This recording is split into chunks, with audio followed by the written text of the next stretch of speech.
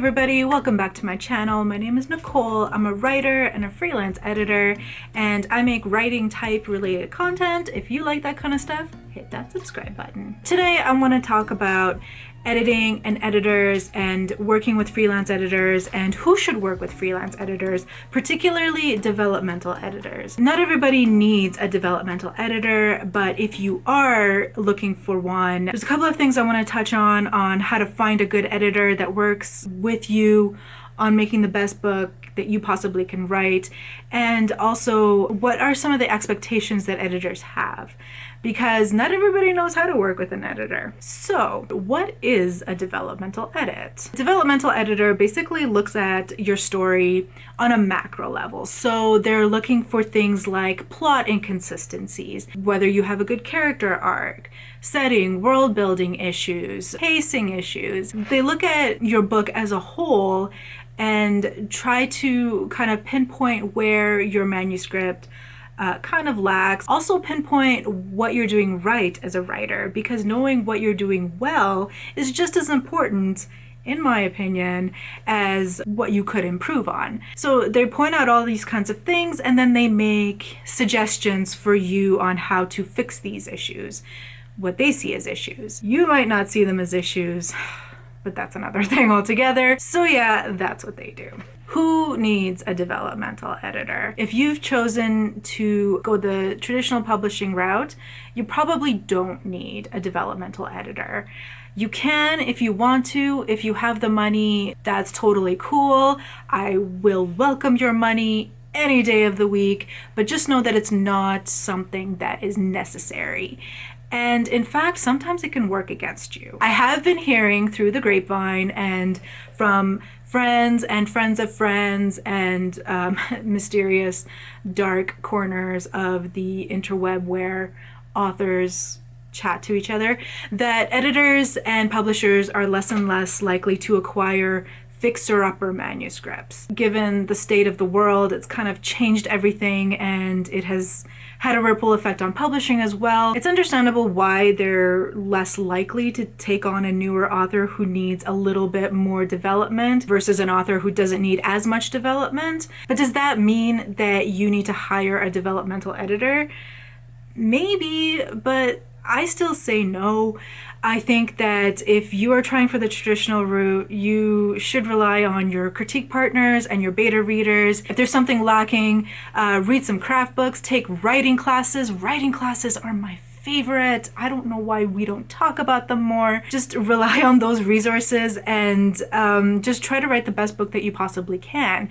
And if your writing's not there yet, shelve it and write another book. You only get better with practice. Also, if you're trying for traditional publishing and you mention to an agent that your manuscript has already been developmentally edited, they may or may not, but they may be less inclined to work on that manuscript with you because it's already been seen by a professional, it's already been handled by another set of eyes. They might think like, well, if this is what you produced with a professional, how good of a writer are you really? I always ask my clients if they are trying for traditional publishing, and I always tell them that you do not need my services. If you still want to give me your money, I'm gonna take it. I'm gonna help you because I need to eat and I have bills to pay, but I always tell them it's not necessary. So who should get a developmental edit?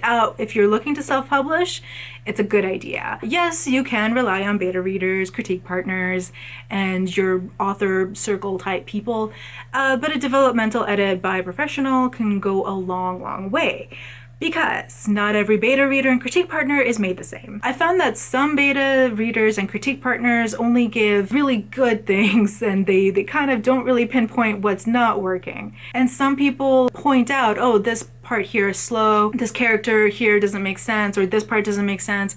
They're good at picking those out, but they might not know why it's not making sense, and they might not be able to give you suggestions on how to fix them. A developmental editor definitely will help you pinpoint why exactly your pacing is lagging, or what's wrong with your character arc, or why this part doesn't make sense. So a developmental editor, especially one that you really jive with, especially one that you just like gel with as people, they can be invaluable. How do you find one? There's a lot of editors out there, and every editor has a different style. My advice is to pick a couple and talk to them. Get to know them as people, get to know their work style, and see if it's right for you. Some editors are willing to give you a sample edit for either a reduced cost or for free. I give them out like candy, but not every editor does, so just check with them. But when you're looking at that sample edit, look for what kind of comments are they making. Are the comments resonating with you,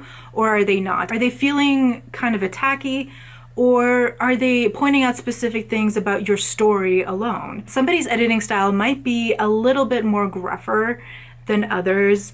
It's really just how people communicate, and if somebody's communication style isn't jiving with you, it doesn't mean that they're a bad editor. It just means that they're not the editor for you, and that's okay, because there's lots of editors out there. Pay attention to credentials.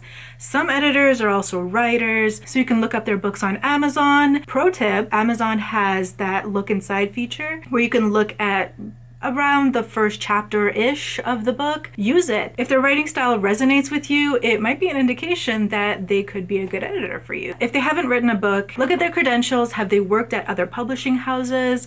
Maybe one of the big five or a small indie press. Maybe they're new and up and coming, like me, who have a background in publishing and media, communications, journalism, English, that kind of stuff, and they're just working on building up their portfolio. Whatever the case, do your research, do your background on them. You don't want to get scammed by an editor. Editing is expensive, and there have been horror stories I've heard from self-publishing friends who've gotten taken advantage of by editors who weren't actually editors. So definitely do your research. Make sure you sign a contract, and that contract lays out the expectations of what your responsibilities are as a writer, but also what the editor's responsibilities are.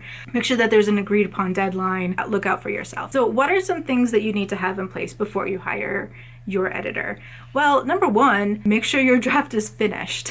Unless you are hiring somebody specifically to be a coach, make sure that your manuscript is done in full. Preferably not a first draft. Nicole, you're the editor. You should just be able to tell me what's wrong with my first draft. Yes, but no. My suggestion is to let your manuscript breathe for as long as it takes for you to forget the majority of the story. After you let your manuscript breathe for a little bit, go back and revise, because you might notice some plot holes, some character arc things, some inconsistencies yourself, and you can do the rewrites and thereby saving you money, saving your editor time. The whole process will just go by much, much faster. Grammar. You don't have to be a grammar expert, but like full sentences are appreciated. Paragraphs are good. Just basic grammar, periods, commas, those kinds of things.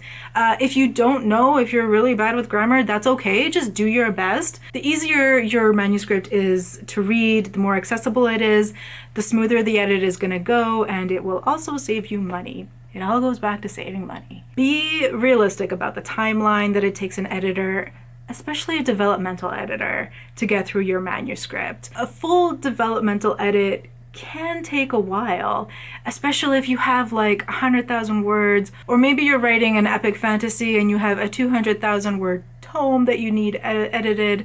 Like, your editor needs time, and every editor works at a different pace. Just because one is faster than the other doesn't mean that they're better than the other. Editing, especially developmental editing, it takes time, it takes a lot of brain power, a lot of energy, so it's unrealistic to think that you can get a full developmental edit in like a couple of days. More experienced editors might go through it a little bit quicker, but respect the editor's timeline, just like they're gonna respect, hopefully, your deadline, and respect their process, just like we respect writers' processes. And keep in mind that edits, suggestions are only suggestions. Editors are not here to tear your book apart and make you cry, contrary to popular belief. Editors are here to make sure that your book is the best it could possibly be. Editors are also advocates for readers.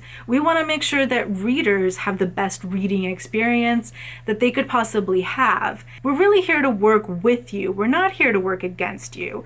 So if some suggestions are not resonating with you, that's okay. We're not here to try to make the book ours. The book is yours. It's especially important to pay attention to these kinds of things from editors who are also writers. If you watch my video on being edited by other editors, some of those editors were also writers, and the ones that gave me like the most specific critiques, the most what I call prescriptive critiques, were the ones that didn't really resonate with me because that's not really how I saw my story going.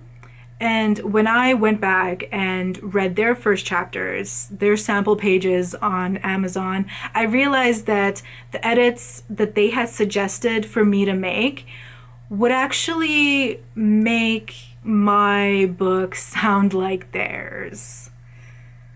And that's not what I want. Now, I don't think that they did this intentionally. I think that it was just subconscious. That's the thing with editing and writing and art in general, is that it's subjective. So if you feel like something isn't resonating with you, if you feel like the editor is trying to make your book sound like their book, just leave out those suggestions, because this is your book, this is your vision, and that's why it's really important for you to talk to the editor and make sure that you lay out all the expectations and make sure to tell them what your vision is for the story so that things like that don't happen. So now it's your turn. Tell me in the comments, please, what your experiences have been like working with editors. If you're an editor yourself, please say hi. I would love to meet some fellow colleagues. I would love to hear any tips and tricks that you have working with your clients. Give this video a thumbs up if you liked it, and don't forget to hit that subscribe button because I post every week. Thank you so much for watching. Bye!